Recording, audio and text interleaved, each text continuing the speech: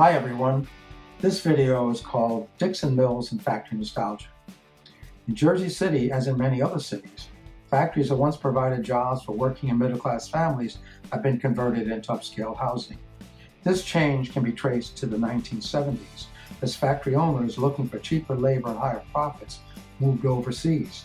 In response, Jersey City officials began to look for ways to make up for this loss in manufacturing, which had been the main part of the city's economy. In the 1980s, using tax breaks and other incentives, the city formed partnerships with Wall Street corporations looking for cheaper office space and developers seeking investment opportunities. Factories, warehouses, rail yards, and other industrial sites on and near Jersey City's waterfront were transformed into corporate office and luxury housing towers. One of the earliest conversions of a factory into luxury housing, not far from the waterfront, was the Joseph Dixon Crucible Company, mostly known for manufacturing pencils. In 1986, it was sold to a developer who began the process of converting it into luxury housing. Because Dixon's buildings had federal, state, and local landmark status, much of their architecture had to be preserved. The new owners received government subsidies for this, as well as for setting aside 20% of the proposed rental units as affordable.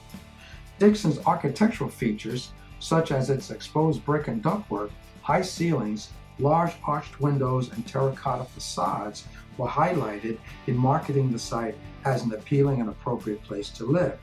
This industrial aesthetic, which can be traced to artists who first began living in industrial buildings, was used to appeal to the taste and status needs of upper middle class renters.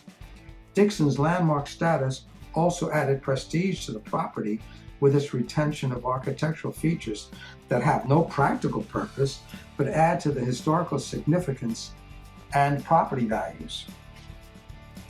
Its tall smokestacks, which loom over the site, are an example of this.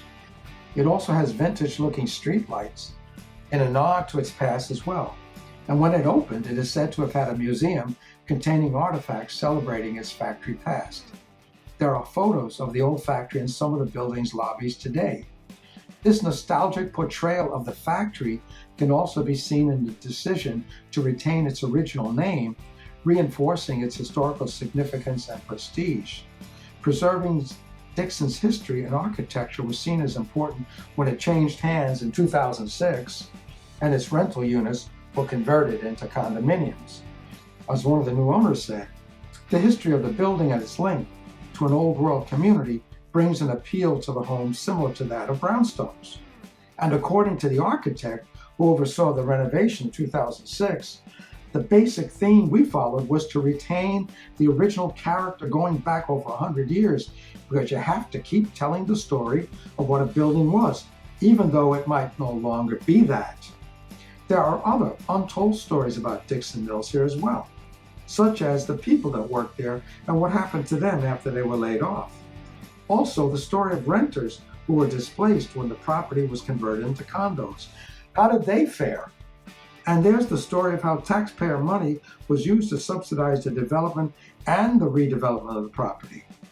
Thanks for watching. Please like and subscribe and hit that notification bell.